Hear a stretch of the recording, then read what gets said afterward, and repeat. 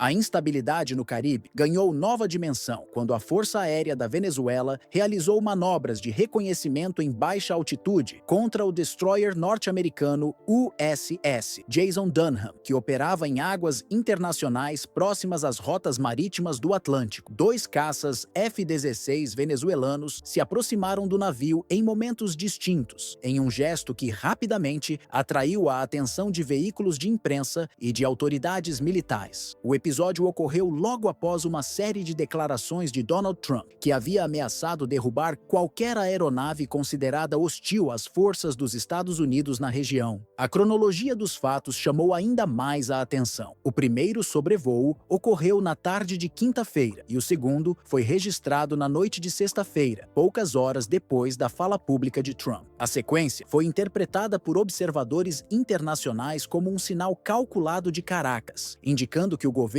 de Nicolás Maduro não pretende recuar diante das advertências vindas de Washington. Para a Venezuela, tratava-se de uma demonstração de soberania sobre seu espaço aéreo e sua zona de influência. Para os Estados Unidos, uma provocação que aumentava o risco de escalada militar. A retórica se intensificou nas horas seguintes. Nicolás Maduro, em pronunciamento transmitido em cadeia nacional a partir de Caracas, rejeitou as acusações de Trump de que militares venezuelanos estariam vinculados ao narcotráfico e relembrou que os Estados Unidos já recorreram a justificativas semelhantes em conflitos passados. O presidente comparou o caso ao episódio da invasão do Iraque em 2003, quando Washington alegou a existência de armas de destruição em massa que nunca foram encontradas. Maduro insistiu que tais acusações não passam de um pretexto para justificar uma possível intervenção estrangeira. Além disso, Maduro advertiu que qualquer ataque contra a Venezuela seria respondido com resistência armada, envolvendo tanto as Forças Armadas quanto a milícia bolivariana, que já conta com milhões de membros cadastrados. Ainda assim, manteve aberta a porta para o diálogo, afirmando que respeita Donald Trump e que a negociação seria possível desde que baseada em reconhecimento mútuo e sem imposições unilaterais. Em Washington, a postura foi igualmente dura. Trump autorizou o Pentágono a agir de imediato em caso de nova aproximação de aeronaves venezuelanas e enviou caças F-35 para uma base em Porto Rico, oficialmente sob o argumento de ampliar operações contra o narcotráfico no Caribe. Paralelamente, o Departamento de Justiça dos Estados Unidos anunciou a ampliação da recompensa por informações que levassem à prisão de Maduro. O chanceler venezuelano, Ivan Gil, reagiu às medidas norte-americanas, rejeitando a narrativa de que Maduro estaria vinculado ao chamado Cartel dos Sóis e lembrando que a Venezuela não é produtora de cocaína. Segundo ele, Caracas mantém políticas de combate ao tráfico e as acusações teriam caráter puramente político, voltadas a fragilizar o governo e justificar pressões por uma mudança de regime. A crise evoluiu rapidamente para o campo militar e político. Enquanto Washington reforçava sua presença naval, Caracas mobilizou mais de 8 milhões de cidadãos para a milícia bolivariana, destacando que o país se prepara para resistir a um eventual confronto prolongado. Maduro acusou os Estados Unidos de recorrer à diplomacia das canhoneiras, expressão usada para denunciar o uso de poder naval como ferramenta de pressão, e afirmou que o discurso anti-drogas é apenas fachada para interesses geopolíticos. Trump, por outro lado, manteve a linha de que a presença norte-americana reduziu o tráfego de embarcações ilegais no Caribe e negou que buscasse derrubar o governo de Caracas. Ainda assim, descreveu as últimas eleições venezuelanas como estranha, reforçando a percepção de que a crise extrapola o âmbito militar e se insere em um jogo político de longo alcance. O impasse atual vai além de simples provocações aéreas ou navais. Ele coloca em evidência a fragilidade de um espaço que, historicamente, esteve no centro das disputas globais. O Caribe, por sua posição geográfica estratégica, sempre foi visto como uma zona de influência direta dos Estados Unidos desde a doutrina Monroe, no século XIX. Ao longo do século XX, tornou-se palco de alguns dos episódios mais críticos da Guerra Fria, sendo a crise dos mísseis de 1962 em Cuba o exemplo mais emblemático. Naquele momento, a presença soviética na ilha mostrou como a região poderia funcionar como linha de frente em disputas entre potências. Hoje, a lógica se repete com novos atores e tecnologias. Cada movimentação, seja um voo de caças venezuelano sobre navios norte-americano, uma mensagem publicada por Donald Trump em redes sociais, ou o deslocamento de destroyers e caças F-35 para bases em Porto Rico é interpretada como sinal político com repercussões imediatas. Para Washington, trata-se de reafirmar sua hegemonia em um espaço considerado vital para a segurança continental. Para Caracas, é a chance de mostrar que não aceita pressões externas e que conta com o apoio de aliados estratégicos como Rússia, China e Irã.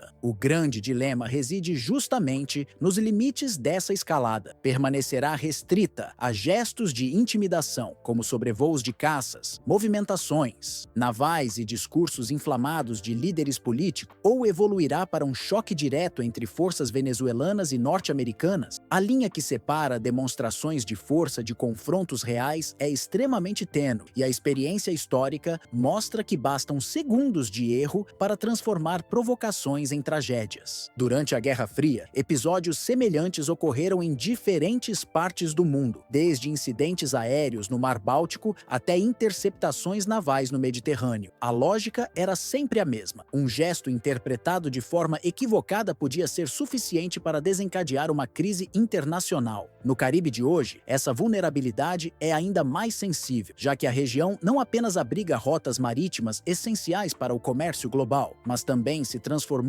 em área de disputa simbólica entre Washington e governos aliados de Moscou, como o de Nicolás Maduro. Especialistas em relações internacionais alertam que, em um cenário polarizado, cada movimento adquire valor político. Um voo de reconhecimento, um míssil disparado em teste, ou mesmo uma declaração feita em rede social podem ser lidos como sinais de escalada. Se essa leitura for acompanhada por desconfiança ou precipitação, a probabilidade de erro aumenta de maneira exponencial. E nesse caso, o preço não seria apenas regional. Um confronto direto entre Estados Unidos e Venezuela teria repercussões diplomáticas em organismos multilaterais como a ONU e poderia abrir espaço para que potências externas, como Rússia, China e até o Irã, tentassem ampliar sua presença no continente. Assim, o alerta permanece e ganha contornos ainda mais graves. Qualquer deslize, seja uma manobra aérea interpretada de forma equivocada ou um disparo acidental em meio a patrulhas navais, pode transformar o Caribe em foco de uma crise de segurança de grandes proporções. O risco não se limita à região imediata. Países vizinhos, como Colômbia, Brasil e Guiana, inevitavelmente seriam afetados por eventuais ondas de instabilidade, seja pela pressão migratória, seja pelo aumento da presença militar estrangeira em áreas sensíveis da América do Sul. A própria história recente mostra que choques localizados podem ter repercussões muito além das fronteiras originais. Basta lembrar como a Guerra das Malvinas, em 1982, alterou o equilíbrio de forças no Atlântico Sul e atraiu atenção internacional. No Caribe atual, qualquer incidente envolvendo Venezuela e Estados Unidos teria peso ainda maior, pois envolve diretamente a maior potência militar do planeta e um governo que se coloca no centro da disputa global ao lado de aliados como Rússia, China e Irã. Além disso, analistas alertam que uma escalada no Caribe teria impacto imediato em instituições internacionais como a ONU e a OEA, reabrindo debates sobre soberania, intervenção externa e equilíbrio de poder no hemisfério ocidental. Do ponto de vista econômico, as consequências também seriam severas. Rotas comerciais vitais que passam pelo Canal do Panamá e pelo Golfo do México poderiam ser comprometidas, provocando turbulência nos mercados globais de energia e transporte marítimo. Portanto, o alerta não é apenas militar, mas também político, econômico e diplomático. Um erro de cálculo em águas caribenhas poderia redefinir a dinâmica de segurança, não apenas da América Latina, mas do sistema internacional como um todo.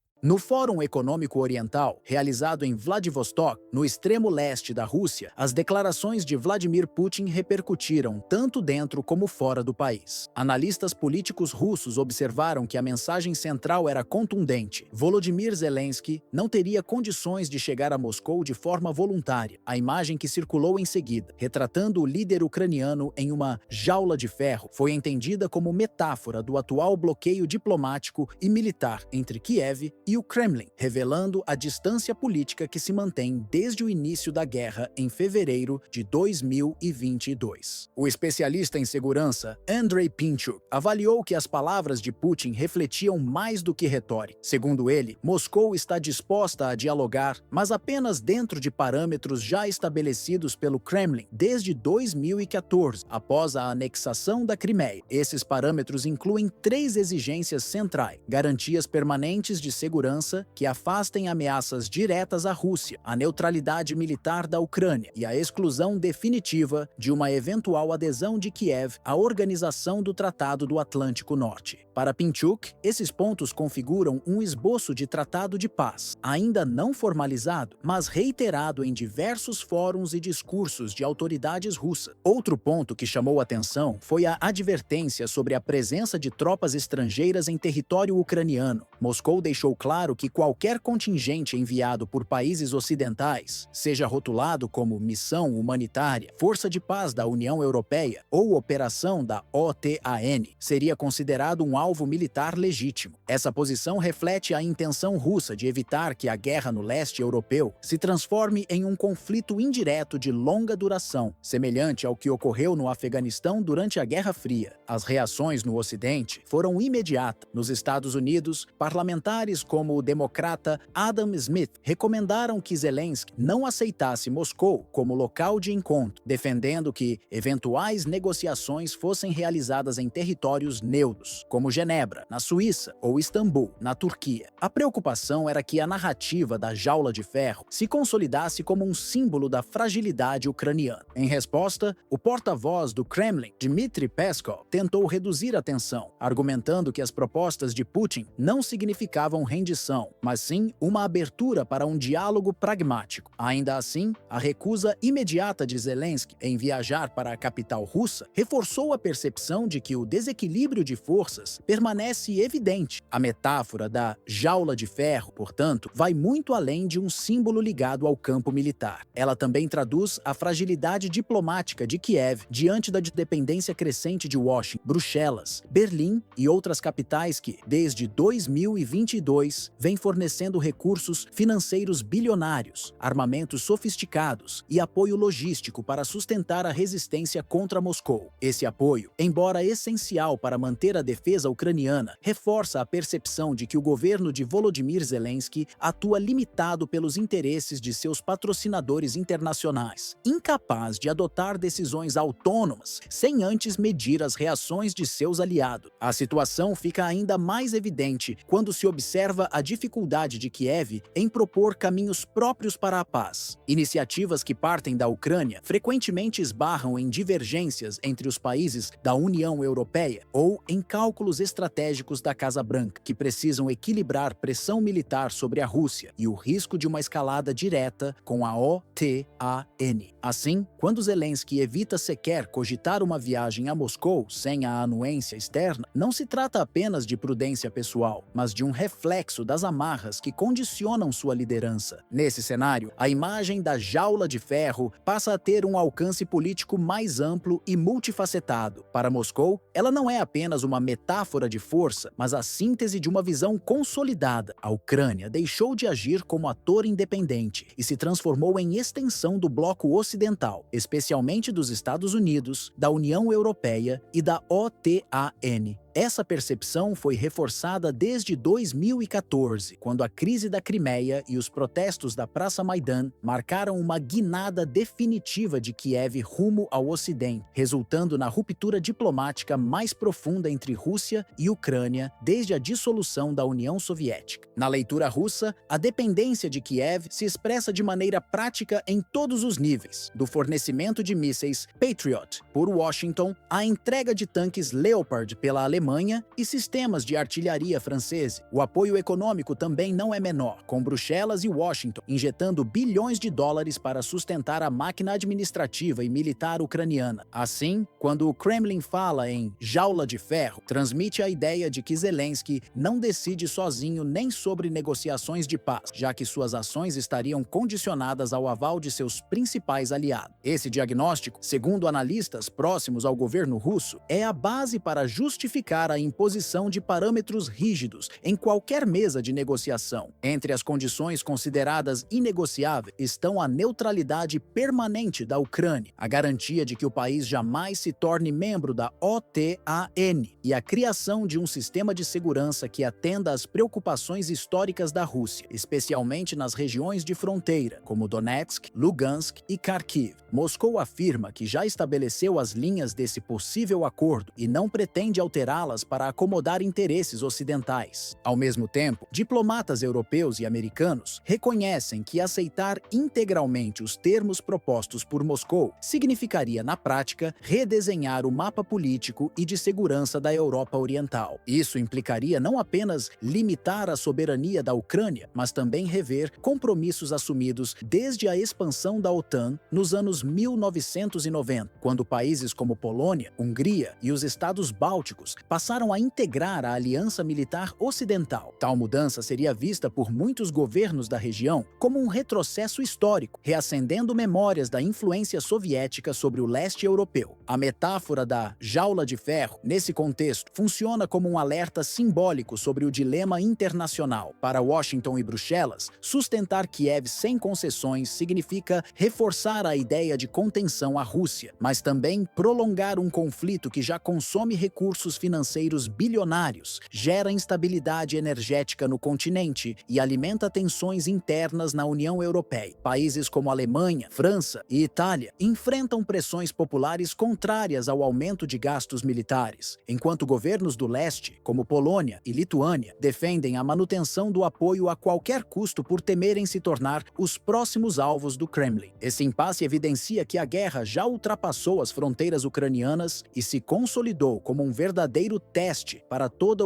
a arquitetura de segurança europeia construída desde o fim da Guerra Fria. A organização do Tratado do Atlântico Norte, criada originalmente para conter a União Soviética em 1949, volta a enfrentar um desafio direto vindo de Moscou, em um cenário que remete para períodos mais tensos da bipolaridade mundial. Ao mesmo tempo, a União Europeia, que buscava se projetar como potência econômica e diplomática, vê-se obrigada a priorizar investimentos militares e medidas emergenciais de defesa, alterando suas próprias prioridades internas. Se os aliados insistirem em manter uma postura inflexível, sem margem para concessões, o conflito corre o risco de se prolongar por anos, drenando recursos financeiros de países já pressionados por crises internas e colocando em xeque a unidade política do Ocidente. A Alemanha, por exemplo, enfrenta dilemas sobre o fornecimento de armamentos e sobre sua dependência histórica do gás russo, enquanto a França tenta equilibrar o papel de liderança europeia com a resistência popular ao aumento dos gastos militares. Já os Estados Unidos, embora liderem o esforço de apoio a Kiev, precisam lidar com disputas domésticas no Congresso sobre a continuidade da ajuda bilionária. Outro ponto crítico é a questão energética. Com a redução do fornecimento russo, muitos países europeus passaram a depender de gás natural liquefeito vindo dos Estados Unidos e do Catar, ou de acordos emergenciais com nações africanas, como Argélia e Nigéria. Essa dependência não apenas encarece os custos de energia no continente, mas também gera novos vínculos geopolíticos que podem fragilizar a autonomia estratégica da Europa a médio prazo. Paralelamente, o prolongamento da guerra compromete a capacidade do bloco ocidental de projetar força em outras regiões-chave, como o Indo-Pacífico, onde a ascensão da China, aliada à parceria militar com a Rússia, desafia diretamente a influência norte-americana e de seus aliados. Nesse quadro, a jaula de ferro deixa de ser apenas uma expressão criada por analistas russos e passa a simbolizar o peso crescente de um dilema internacional: como equilibrar a defesa da Ucrânia sem colocar em risco a estabilidade global e o equilíbrio de poder que marcará o século XXI. O que preocupa Washington não é apenas o poder de fogo russo, mas a ausência de sinais. O Departamento de Defesa dos Estados Unidos confirmou que submarinos de ataque russos, equipados com mísseis hipersônicos, Zircon, desapareceram dos sistemas de rastreamento. Entre as unidades citadas em relatórios do Pentágono estão o Severodvinsk, o Kazan e o Arkhangelsk, todos da classe Yasen-M, projetados para operar com baixíssima assinatura acústica. A partir desse momento, a OTAN OTAN ampliou patrulhas no Atlântico Norte e no Ártico, deslocando aeronaves e navios especializados em guerra anti-submarino, mas até agora sem localizar essas embarcações. Essa dificuldade de detecção levanta uma preocupação estratégica evidente. Se submarinos capazes de lançar mísseis hipersônicos conseguem cruzar zonas de vigilância reforçadas sem serem percebidos, podem emergir em pontos de alta sensibilidade geopolítica. O Caribe foi imediatamente citado como uma possibilidade. Nessa região, a Marinha dos Estados Unidos mantém um grupo de ataque naval próximo à Venezuela, país aliado de Moscou, da China e do Irã. Para analistas norte-americanos, a mensagem russa é clara. Moscou demonstra ter condições de projetar poder em áreas que Washington considera vitais para sua influência. Nos dias seguintes, forças dos Estados Unidos e do Reino Unido intensificaram buscas no Ártico e no Mar da Noruega. Aeronaves de patrulha P-8, a Poseidon lançaram sonobuoys, ativaram radares de varredura lateral e utilizaram sensores eletroópticos e sistemas acústicos de última geração. Embora esses equipamentos tenham capacidade, em teoria, de detectar embarcações a grandes profundidades, o ambiente hostil reduziu a eficácia. As águas frias da região, associadas a camadas térmicas e tempestades frequentes, limitaram o alcance dos sensores. Analistas militares ressaltam que, ao contrário do período da Guerra Fria, a presença de mísseis Zircon altera completamente a equação. Um disparo hipersônico reduz drasticamente o tempo de reação das forças navais ocidentais. A tensão não se restringe ao norte da Europa. Em Caracas e Moscou, circula a avaliação de que planos ofensivos dos Estados Unidos contra instalações venezuelanas poderiam desencadear um conflito regional. A simples possibilidade de submarinos russos no Atlântico Sul ou no Caribe funciona como elemento de dissuasão, sinalizando que qualquer operação americana poderia enfrentar resistência imediata. Fontes ocidentais ainda sugerem que Moscou pode ter deslocado, além dos Yasen-M, submarinos da classe Ante, equipados com mísseis antinavio Granit. Há quem fale em até 10 embarcações desaparecidas. Simultaneamente, um número suficiente para gerar grande preocupação em centros de comando da Marinha dos Estados Unidos e da OTAN. A movimentação de aeronaves e 6B Mercury pelos Estados Unidos acrescenta outra dimensão à crise. Conhecidas como parte do sistema de comando de sobrevivência, essas aeronaves são projetadas para garantir comunicações militares, mesmo em caso de conflito nuclear. Um desses aviões pousou recentemente na base de Elmendorf-Richardson, no Alasca, reforçando a percepção de que Washington está se preparando para um cenário de confronto ampliado. Para especialistas em segurança naval, a disputa não é nova. Desde a década de 1960, durante a Guerra Fria, o Ocidente mantém esforços permanentes para rastrear submarinos soviéticos e, mais tarde, russos. O que mudou nas últimas décadas foi a introdução de novas tecnologias, cascos mais silenciosos, eletrônica avançada e mísseis hipersônicos capazes de atingir alvos a velocidades muito superiores às defesas convencionais. Isso permite que submarinos russos se aproximem de grupos de porta-aviões sem disparar alertas antecipados. No Pacífico, Moscou também reforçou sua mensagem. Em 27 de agosto de 2025, pouco antes de os Estados Unidos anunciarem novos deslocamentos para o Caribe, a Frota do Pacífico russa confirmou a realização de uma patrulha conjunta com submarinos chineses no Mar do Japão. A operação foi precedida pelos exercícios navais Interação Marítima 2025, evidenciando a coordenação militar crescente entre Moscou e Pequim. Relatórios de monitoramento naval acrescentam que embarcações norte-americanas seguem posicionadas no Cabo Norte, enquanto unidades da Noruega recuaram para áreas mais internas do Mar da Noruega. Se a escalada continuar, a OTAN poderá ser forçada a expandir sua rede de vigilância hidroacústica para diferentes regiões, o que representa custos elevados e grande dificuldade operacional. O ponto crucial, no entanto, não mudou. A Rússia demonstrou que possui a capacidade de desaparecer das zonas monitoradas pela OTAN e reaparecer em áreas de relevância geopolítica, como o Caribe, sem aviso prévio. Para o Pentágono, esse movimento representa a maior vulnerabilidade desde o colapso da União Soviética em 1991. A simples ideia de que submarinos armados com mísseis hipersônicos hipersônicos Zircon possam se aproximar de grupos de porta-aviões norte-americanos em completo silêncio obriga Washington a rever cálculos estratégicos que estiveram estáveis por décadas. Especialistas em defesa naval lembram que durante a Guerra Fria, Estados Unidos e União Soviética travaram uma competição constante no campo da guerra submarina, mas havia um equilíbrio baseado em armas convencionais. A introdução dos Zircon com velocidade superior a Mach 8 e capacidade de manobra imprevisível rompe esse paradigma. Hoje, qualquer erro de detecção significa minutos, ou até segundo, entre a invisibilidade de um submarino russo e a destruição de alvos críticos. Esse novo cenário aumenta o risco de erros de avaliação política e militar. A ausência de disparos não diminui a gravidade da situação. Cada manobra de Moscou, mesmo sem envolver combate direto, é interpretada como um sinal diplomático de força. É como se o Kremlin dissesse, em linguagem militar, que sua marinha pode contestar a hegemonia ocidental em qualquer teatro marítimo, no Ártico gelado, nas rotas do Atlântico que conectam Europa e América do Norte, ou até em mares tradicionalmente dominados pelos Estados Unidos, como o Caribe. Para os aliados europeus, o cenário atual é motivo de grande inquietação. Nações como Noruega e Reino Unido, cuja defesa depende em grande parte do controle das rotas do Atlântico Norte, interpretam a movimentação russa como um alerta de que as fronteiras marítimas da Europa permanecem expostas. Esse corredor oceânico sempre teve valor estratégico. Durante a Segunda Guerra Mundial, foi vital para o abastecimento britânico e, na Guerra Fria, tornou-se um dos principais pontos de confronto silencioso entre submarinos soviéticos e forças da OTAN.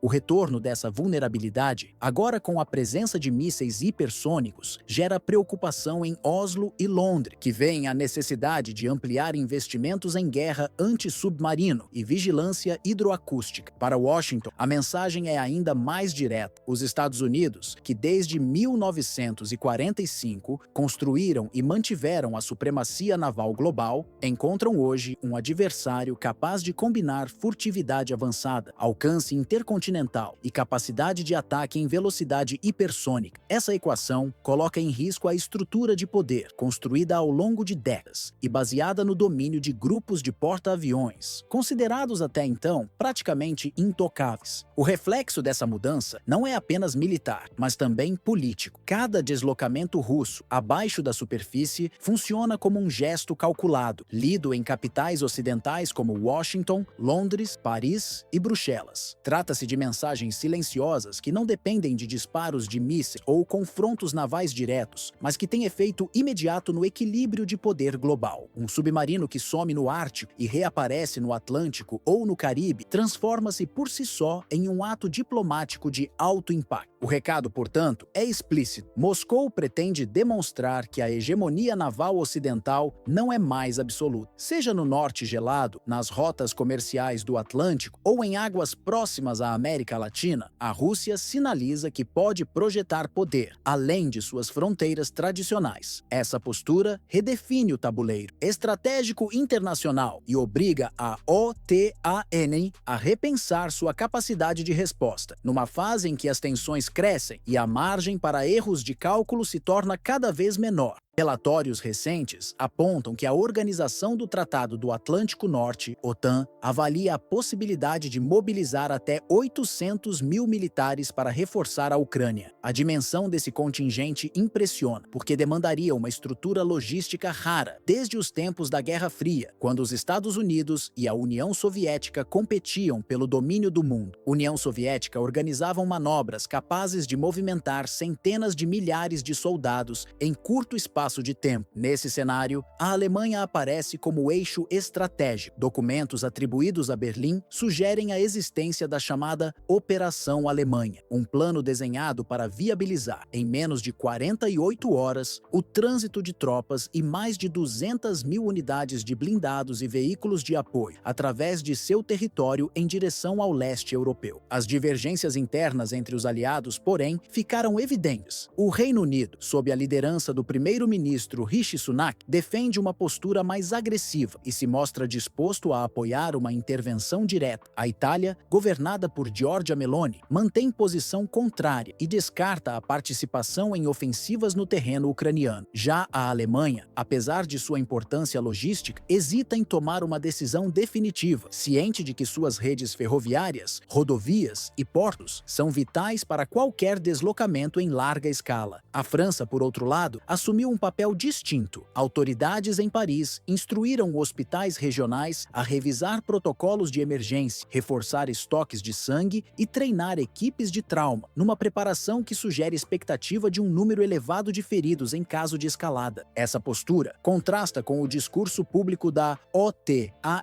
que insiste em declarar que não está em guerra direta contra a Rússia. Nos bastidores, porém, multiplicam-se sinais de preparação. Linhas ferroviárias são reservadas para transporte militar, depósitos de combustível são reabastecidos e centros de comando são estruturados para coordenar movimentos diante da possibilidade de sabotagens ou ataques aéreos. Para especialistas, trata-se de um cenário que já ultrapassa o estágio de exercício militar e se aproxima de um estado de prontidão pré-guerra. Segundo analistas em Bruxelas e Berlim, a Aliança Atlântica hoje se divide em 3 blocos. O primeiro, liderado por Londres, defende uma postura de intervenção. O segundo, com Roma à frente, prefere evitar qualquer envolvimento direto. E o terceiro, centrado em Berlim, ainda indeciso, mas consciente de que sua posição geográfica definirá a viabilidade de uma operação de grande escala. Em agosto, o presidente francês Emmanuel Macron declarou que os mecanismos de segurança coletiva já estavam acionados e lembrou que mais de 30 países participam da coalizão em apoio a Kiev. O anúncio antecedeu uma conferência marcada para 4 de setembro e uma conversa com Donald Trump, atual presidente dos Estados Unidos, reforçando a percepção de uma agenda cada vez mais voltada à escalada. A Rússia tem respondido a esses movimentos de maneira firme. Em 30 de agosto, o chanceler Sergei Lavrov acusou o Ocidente de utilizar esses preparativos para sabotar avanços diplomáticos obtidos em rodadas anteriores de negociação. Para o Kremlin, protocolos hospitalares na França, rotas ferroviárias reservadas na Alemanha e declarações de líderes da OTAN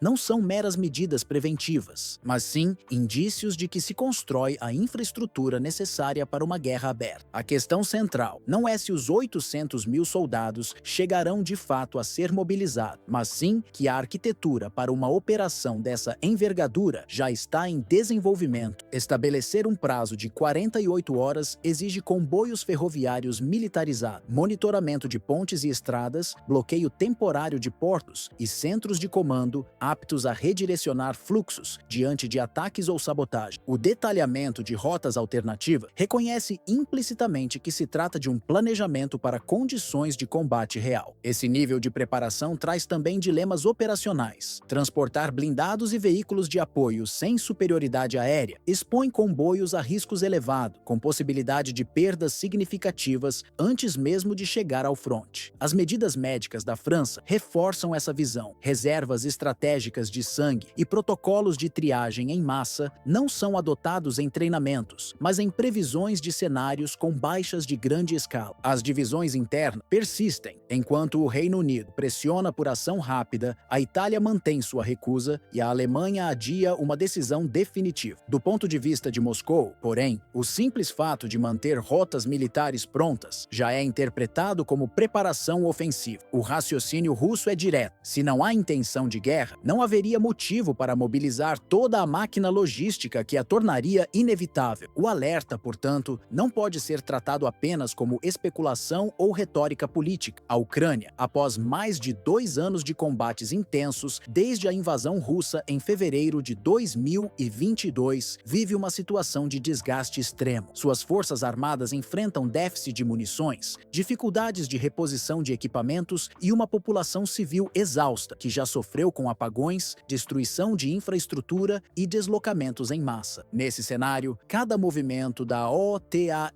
é observado em Kiev como um possível fator de sobrevivência nacional. A diferença entre resistir ou colapsar diante do poderio militar de Moscou. Para a Europa Ocidental, a questão assume proporções ainda maiores. A Alemanha, a França, a Itália e o Reino Unido não discutem apenas apenas a ajuda à Ucrânia, mas o futuro do próprio continente. Trata-se de um dilema histórico que ecoa momentos críticos do século XX, como a crise dos Sudete em 1938, ou a Guerra Fria, quando decisões tomadas em poucas semanas alteraram o equilíbrio internacional por décadas. Recuar pode significar admitir a influência russa sobre o leste europeu. Avançar, por outro lado, representa aceitar o risco de um conflito direto entre potências nucleares. Se a escalada não for contida, a expressão estado pré-bélico deixará de ser apenas metáfora para se tornar um diagnóstico oficial, reconhecido por chancelerias e ministérios da defesa. E a história recente da própria Europa demonstra que quando as engrenagens de mobilização começam a girar, sejam linhas ferroviárias reservadas, hospitais militarizados ou cronogramas de transporte ajustados ao minuto, dificilmente há retorno sem consequências. Os exemplos do passado são claros. Na Primeira Guerra Mundial, em 1914, bastaram poucos dias de mobilização para que tratados e alianças se transformassem em ordens militares, arrastando o continente a 4 anos de destruição. O mesmo raciocínio vale para a Segunda Guerra Mundial, quando planos logísticos detalhados antecederam as marchas que culminaram na invasão da Polônia. Hoje, diante da crise no leste europeu, analistas alertam que uma repetição desse processo não pode ser descartada. Assim, o que está em jogo vai muito além da defesa imediata da Ucrânia. O verdadeiro desafio envolve a manutenção da estabilidade da ordem europeia construída após a queda do Muro de Berlim, em 1989, e consolidada com a expansão da União Europeia e da OTAN para o leste. Qualquer ruptura nesse equilíbrio coloca em xeque não apenas Kiev, mas também a segurança coletiva de países como Polônia, Estônia, Letônia e Lituânia, que já manifestaram preocupação com a possibilidade de a Rússia ampliar sua influência para além da Ucrânia. Nesse contexto, cada decisão tomada em Bruxelas, Berlim ou Paris adquire peso histórico. A Comissão Europeia, sediada na capital belga, representa o esforço diplomático e econômico de manter a coesão entre os Estados-membros. Em Berlim, o governo alemão enfrenta o dilema de conciliar sua dependência energética do passado recente em relação a Moscou, com o compromisso de liderar a logística de defesa continental. Já em Paris, Emmanuel Macron busca equilibrar sua retórica de autonomia estratégica europeia com a necessidade de preservar o vínculo transatlântico com Washington. O risco é que preparativos aparentemente técnicos, como cronogramas ferroviários, movimentação de tropas ou reforço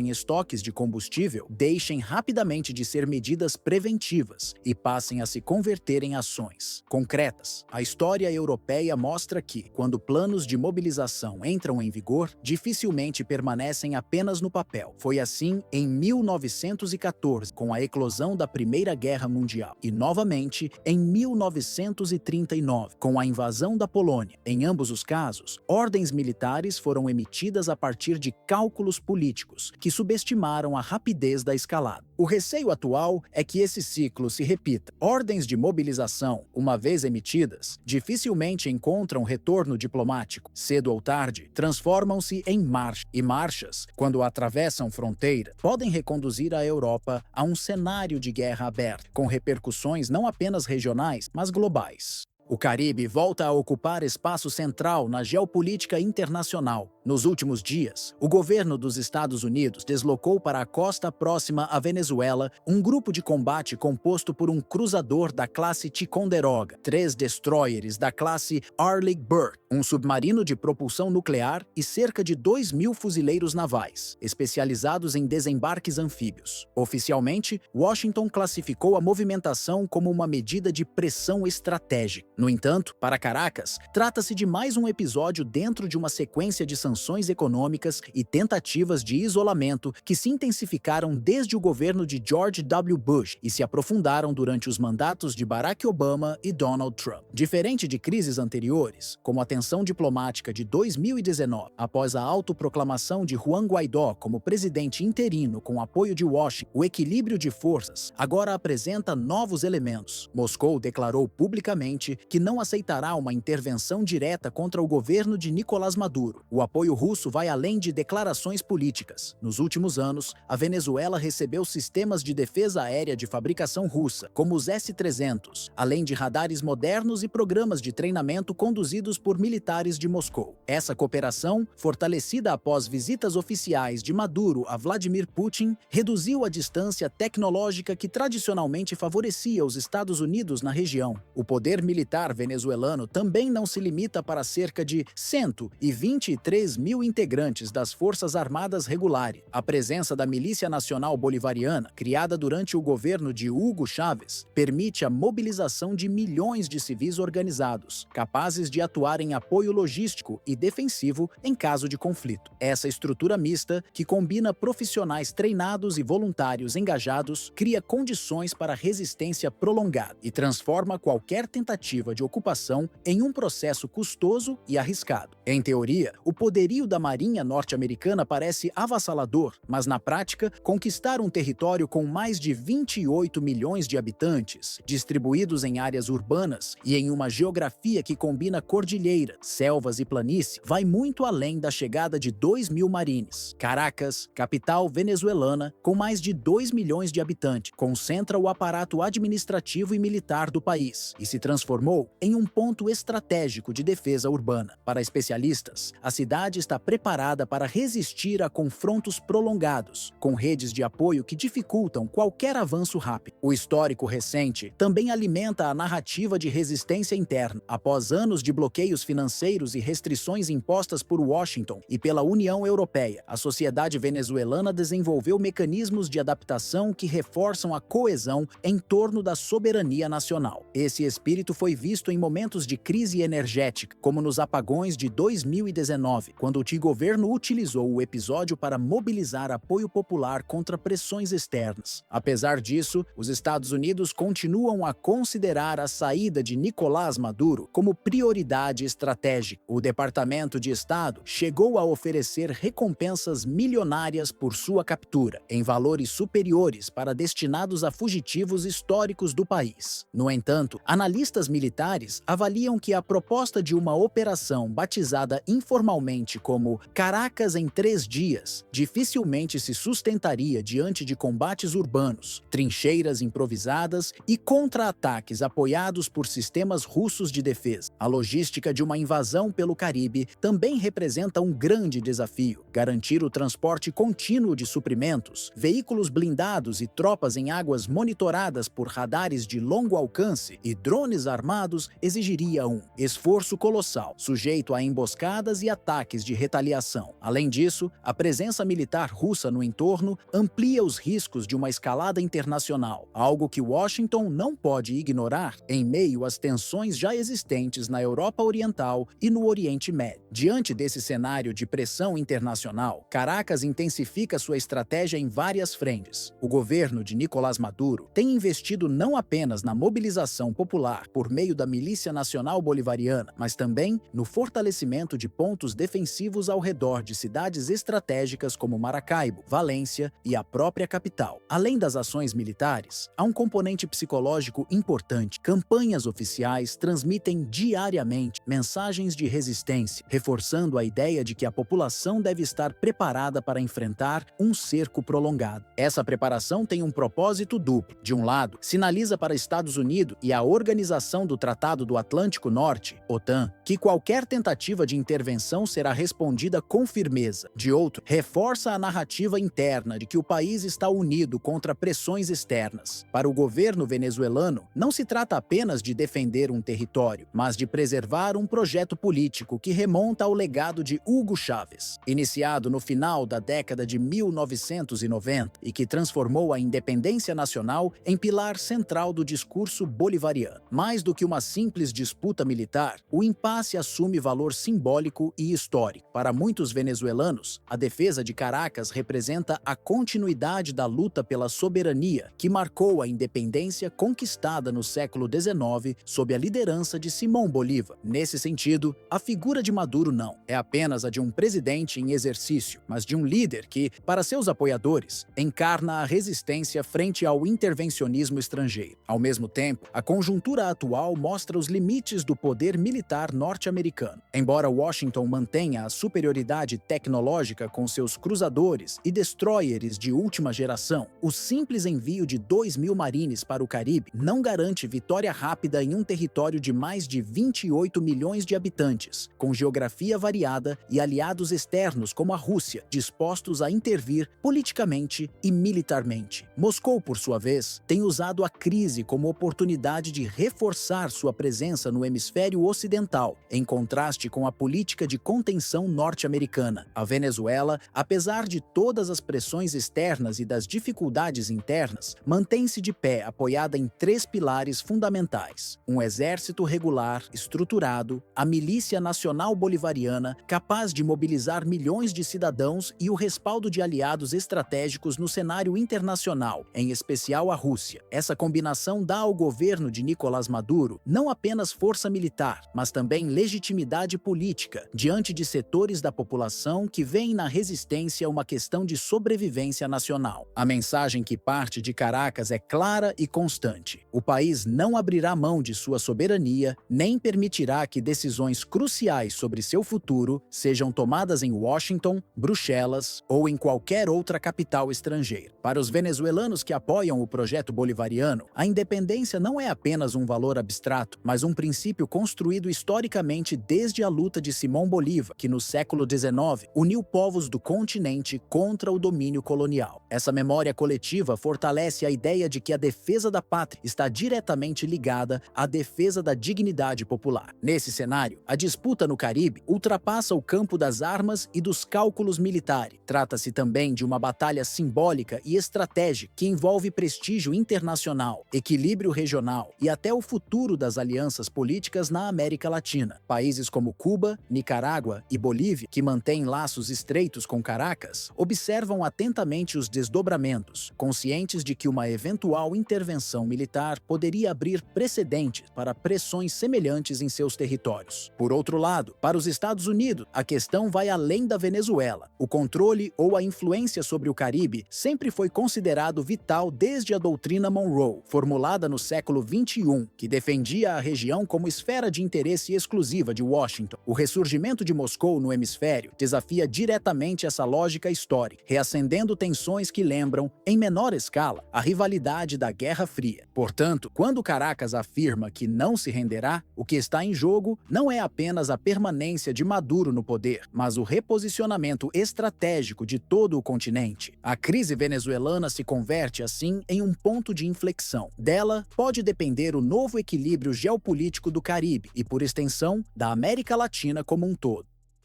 O Panamá, situado entre a América Central e o Caribe, volta a ocupar espaço central nas discussões de segurança internacional. Desde a invasão norte-americana de 1989, que resultou na queda do general Manuel Antônio Noriega, o país carrega uma relação sensível com a presença militar estrangeira. A decisão de extinguir as Forças Armadas em 1990 transformou a nação em uma exceção regional, mantendo apenas forças policiais e de segurança interna. Apesar disso, o Canal do Panamá, inaugurado em 1914 e fundamental para o comércio marítimo global, permanece como um ponto estratégico cobiçado por grandes potências. Nas últimas semanas, esse histórico voltou à tona após o governo de Donald Trump autorizar o envio de helicópteros UH-60 Black Hawk e CH-47 Chinook ao território panamenho. Washington descreveu a ação como parte de treinamentos conjuntos e missões humanitárias,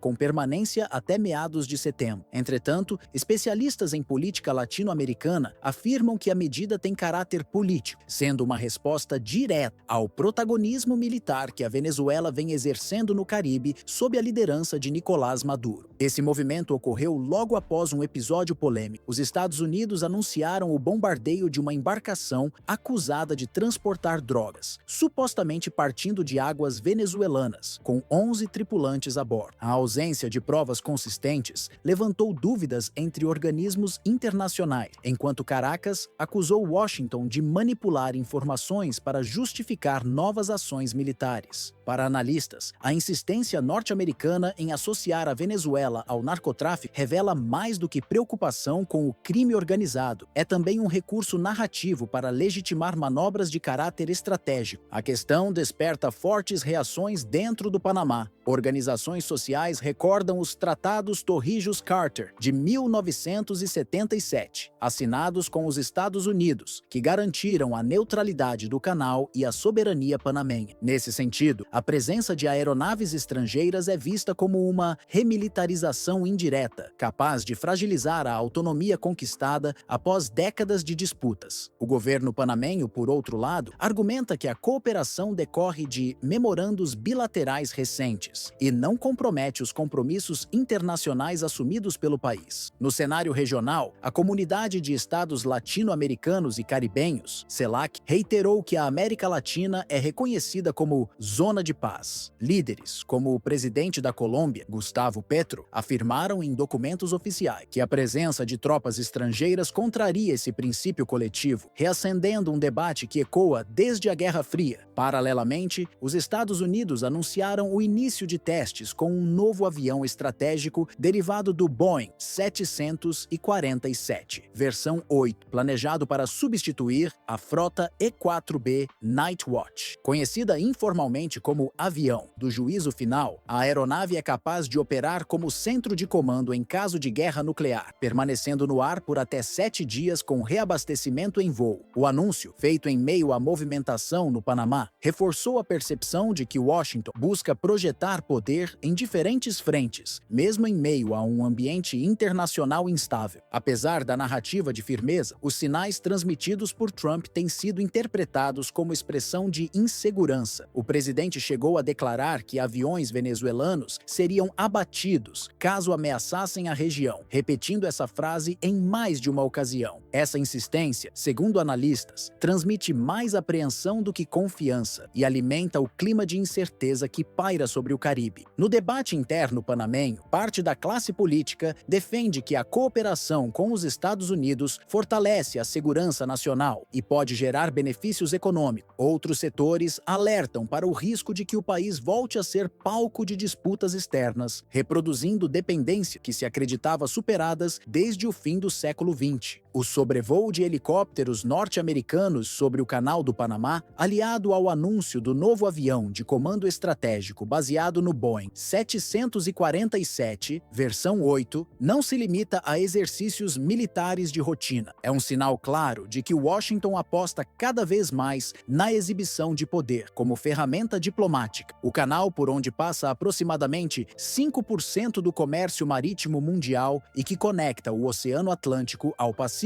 sempre foi um ponto de interesse central para os Estados Unidos desde a sua inauguração em 1914. Esse histórico de controle e intervenção explica por que qualquer movimentação norte-americana na região desperta tantas reações políticas e sociais. Ao insistir na justificativa do combate ao narcotráfico, a Casa Branca reforça uma narrativa que tem sido utilizada há décadas como respaldo para operações na América Latina. Nos anos 1980 e 1990, a mesma bandeira serviu de base para programas de cooperação militar na Colômbia, como o Plano Colômbia, e para ações de vigilância no Caribe. Entretanto, analistas apontam que, no caso atual, a dimensão estratégica supera em muito a questão criminal. A presença de helicópteros UH-60 Black Hawk e CH-47 Chinook no Panamá é vista como resposta direta ao fortalecimento das relações militares entre Caracas e Moscou, além de um aviso a outros países da região que cogitam se alinhar a blocos alternativos de poder. Esse reposicionamento norte-americano ocorre em um momento delicado. A Comunidade de Estados Latino-Americanos e Caribenhos, CELAC, reafirma constantemente o compromisso da região com a condição de zona de paz, conceito que busca afastar a América Latina de conflitos armados globais. Ao mesmo tempo, a Organização dos Estados Americanos, OEA, frequentemente alinhada para interesses de Washington, enfrenta críticas por não representar plenamente a diversidade política do continente. O contraste entre esses dois fóruns revela como a chegada das aeronaves reacende disputas ideológicas que marcam o tabuleiro latino-americano desde a Guerra Fria. No fundo, a movimentação simboliza a volta de uma velha dinâmica, o equilíbrio instável entre soberania nacional e influência externa. O Panamá, que já viveu décadas de presença militar norte-americana até a devolução do canal em 1999, agora observa o risco de se transformar novamente em palco de uma disputa que envolve não apenas os Estados Unidos e a Venezuela, mas também atores globais como a Rússia e a China, interessados em ampliar sua atuação no Atlântico e no Caribe. A América Latina, tantas vezes apresentada como exemplo de cooperação regional e de busca por soluções coletivas, enfrenta hoje um dilema que remonta a capítulos históricos, marcados pela intervenção externa. O compromisso com a paz, consagrado em fóruns como a Comunidade de Estados Latino-Americanos e Caribenhos, CELAC, e reafirmado em tratados assinados desde os anos 1970, está sob teste em meio à intensificação da disputa entre grandes potências globais. O episódio no Panamá, ao envolver diretamente os Estados Unidos e indiretamente a Venezuela, reabre uma discussão antiga. Até que ponto os países latino-americanos conseguem resistir a pressões externas sem comprometer sua soberania e seus interesses internos? Esse cenário não é novo. Durante a Guerra Fria, a região se viu dividida entre governos alinhados a Washington e aqueles que buscavam aproximação com Moscou ou apostavam em modelos independentes, como o de Cuba após 1959. Hoje, a competição assume novas formas, com a presença econômica cada vez maior da China em setores estratégicos, portos, telecomunicações e energia, e a permanência da influência militar norte-americana em países como Colômbia e Panamá. Esse entrecruzamento de interesse coloca a América Latina em posição delicada. Ao mesmo tempo em que busca afirmar a autonomia através de organismos regionais, continua vulnerável a manobras que refletem disputas globais. O caso panamenho é simbólico porque expõe essa contradição de forma concreta. A chegada de aeronaves militares ao espaço aéreo de um país sem exército desde 1990 revive memórias da intervenção de 1989, quando Manuel Noriega foi deposto, e reforça a sensação de que a região permanece como peça de tabuleiro para estratégias externas. Para analistas, mais do que um gesto isolado, o episódio sinaliza a dificuldade dos governos latino-americanos em transformar declarações de neutralidade em práticas efetivas. Assim, a crise atual vai além da questão militar. Ela revela uma América Latina pressionada a escolher entre duas vias: consolidar um projeto regional baseado em integração, cooperação e defesa da soberania, ou ceder espaço às agendas de Washington, Moscou e Pequim, que enxergam no continente um território-chave para ampliar sua influência global.